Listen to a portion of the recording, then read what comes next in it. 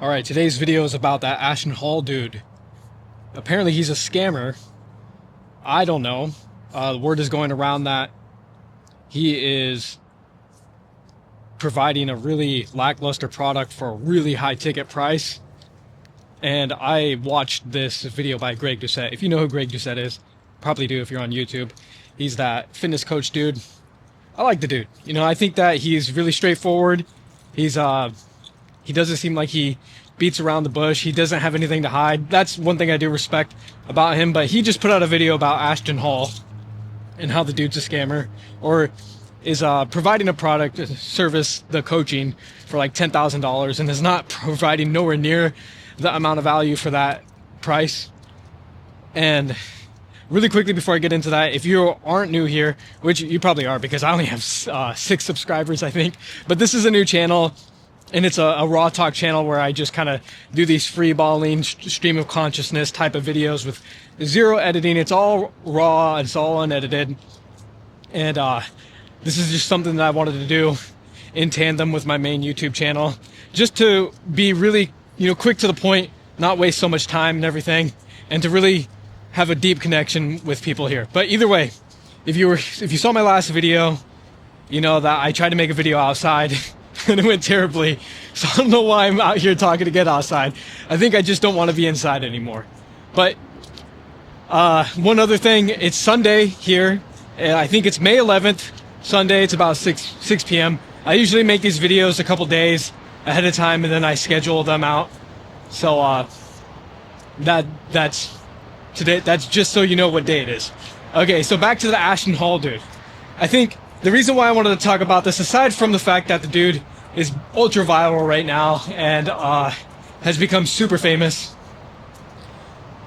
there's a bunch of things I want to talk on this topic. One thing I could talk about is how young dudes are so, I used to think that young dudes were really good at calling people out, like I think I've been over on TikTok and stuff, and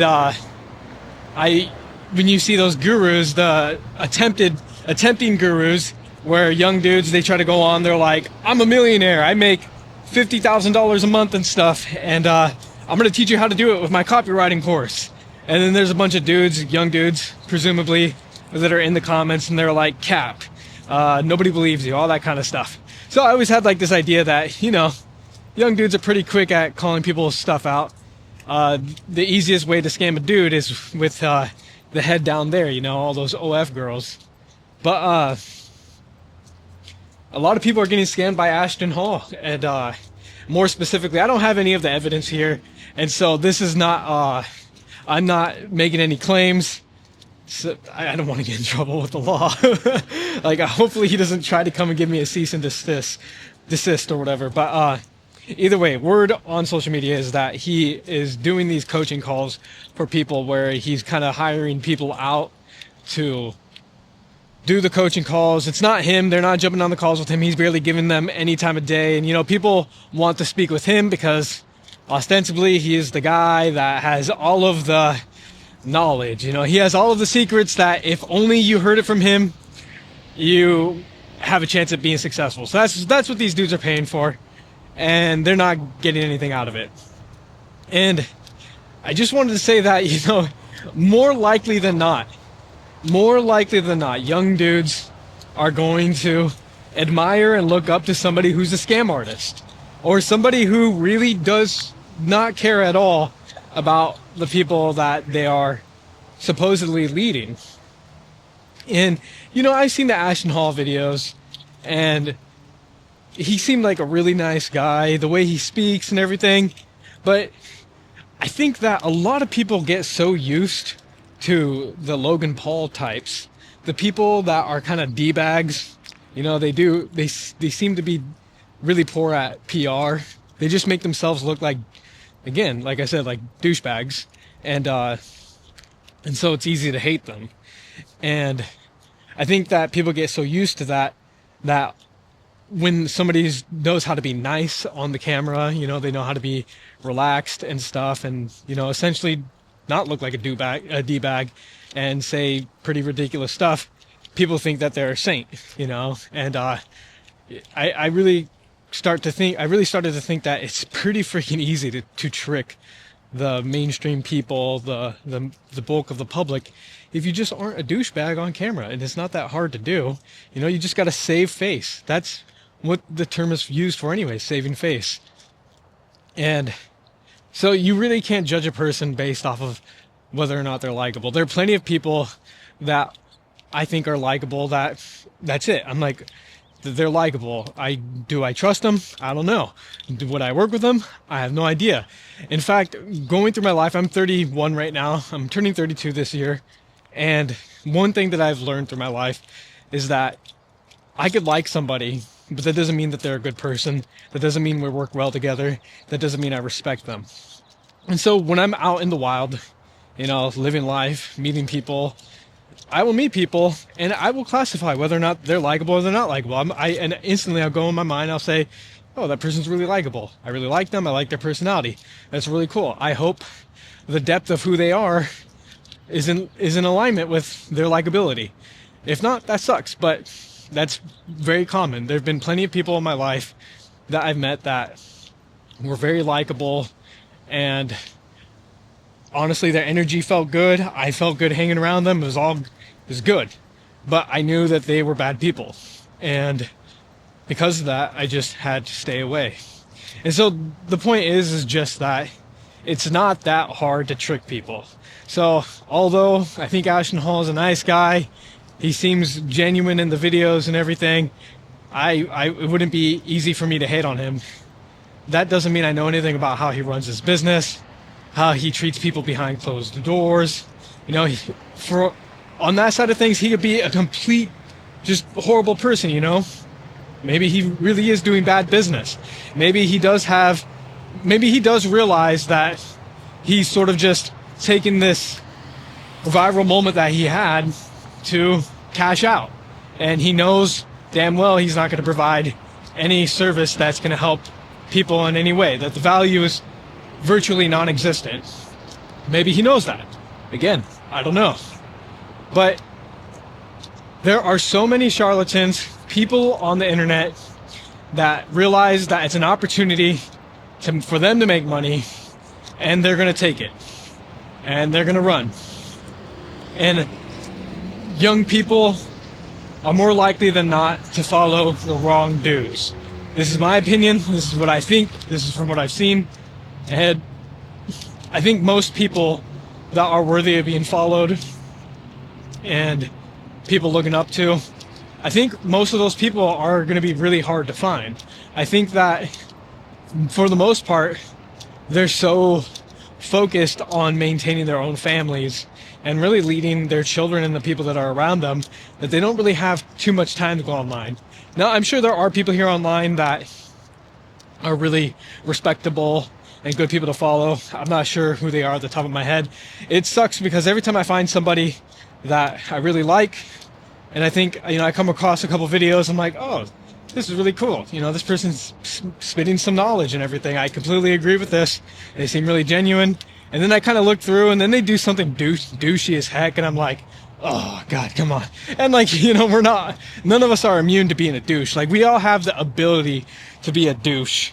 But, like, there's this one creator, I'm not going to mention his name. I'm sorry. I know that could be annoying sometimes, but he's relatively big. He's in the business niche. He's a much older guy. He's not like in his 20s or 30s, much older.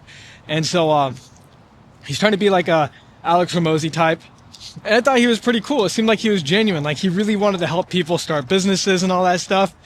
And then I came across this video, and it was a short, and he was doing one of those street interviews, and he was doing a street interview with a fairly well-known younger entrepreneur, influencer guy in like some country in Europe. And they were in the middle of this road, and there was this trade blue-collar worker guy in a truck or whatever that was driving through the road, and they were in the middle of the road doing an interview. And the guy honked his horn, and the influencer in question, the one that I'm talking about, he said, he looked at him and he just told him to stop. And then he got back on the camera in the interview with the younger influencer guy and said, it's okay. We're influencers. They'll wait for us. Something along the lines of like, we're more important than them or something. And I was like, dude, that is freaking disgusting. I have the utmost amount of respect for blue collar workers because of how hard their jobs are, the amount of work that they do for the pay that they get. And I just think that, you know, people that are out there building our world, they deserve a lot of respect. He should have been like, he should have gotten out of the damn road. He should have been like, oh, sorry, we got to go. This guy's got real work to do. Like, he's doing something physical right now. We're just making a video. We could do this anytime, anywhere, you know. And so when I saw that, I'm like, this guy's a douchebag. Everything he, like, that one moment destroyed his entire brand for me, because his brand to me looked like it was going to be something about help empowering people to build their businesses, to make their dreams come true, and to get ownership over their life, and to have true equity, true assets to get assets so that they could actually have a life of wealth, and or at least try to build that life of wealth.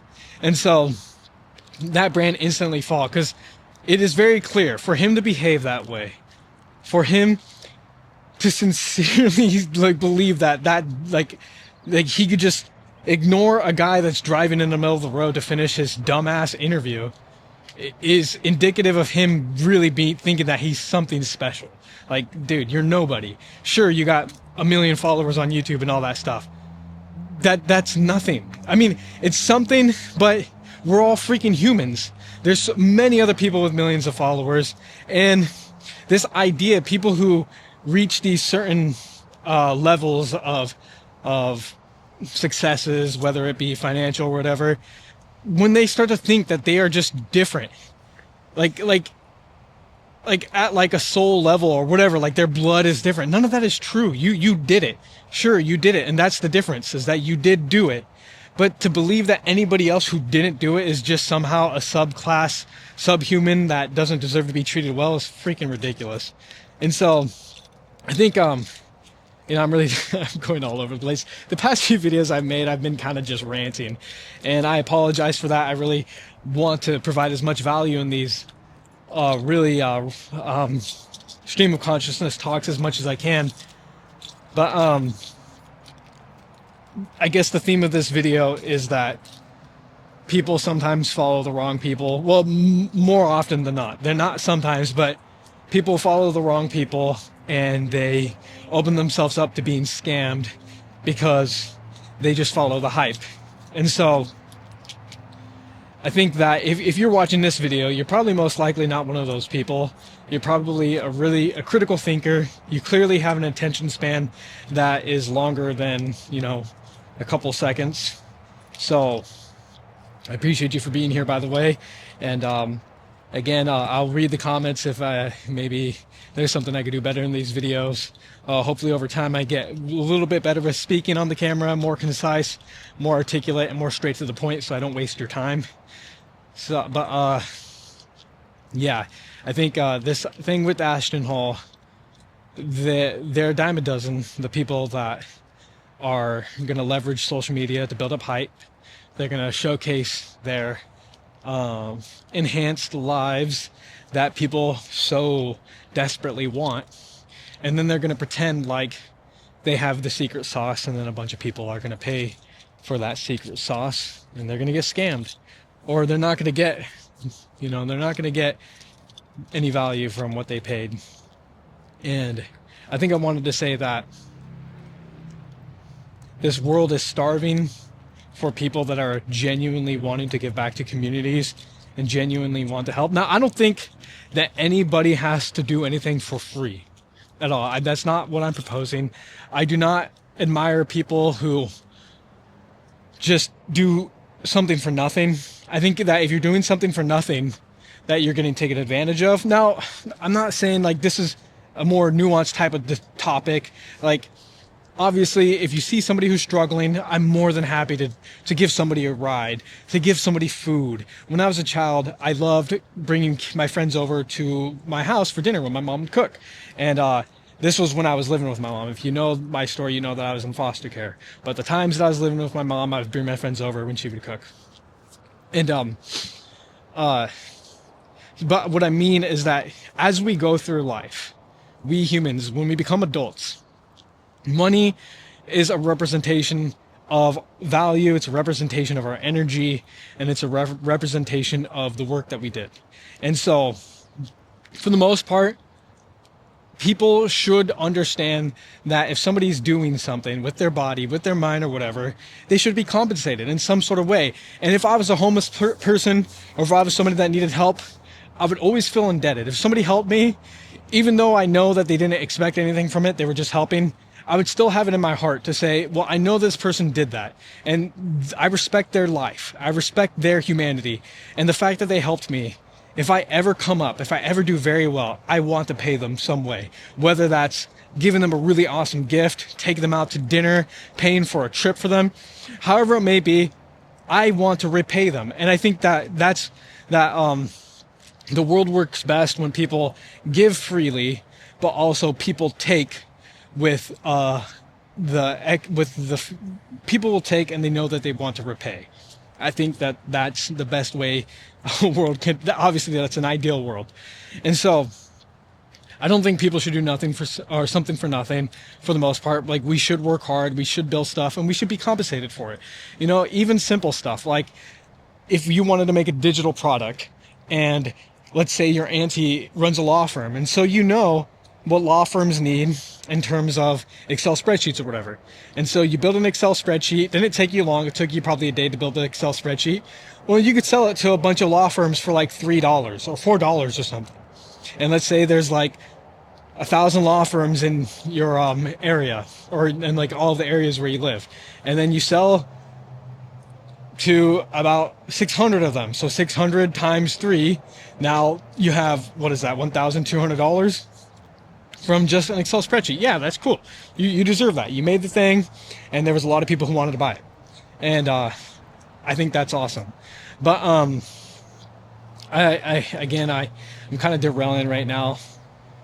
I just want to end this video with, we need more people that want to build good products and services, stand by those products and services, and that's it, and let it build sustainably, not just get a bunch of hype, because this dude's gonna get a big paycheck. Maybe he'll be fine. You know, there's stories of people that scam successfully and they're fine. Some people say he's gonna go to jail. I don't think he is. There have been stories by CoffeeZilla about the people who, you know, they found some way to shuffle around the money and, you know, be good. So do I think that he could be in trouble later down the road? Sure.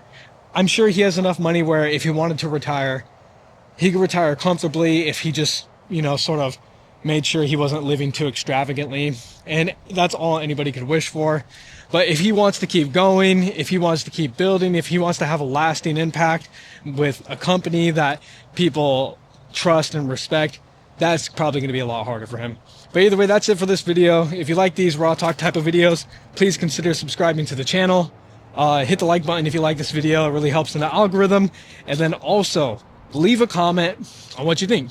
Do you think that, have you heard about Ashton Hall and the scam thing that he's going through, or a scam that he's doing? Quote scam, not sure. And yeah, I guess any thoughts on what I just talked about. I look forward to talking to you guys later. Bye.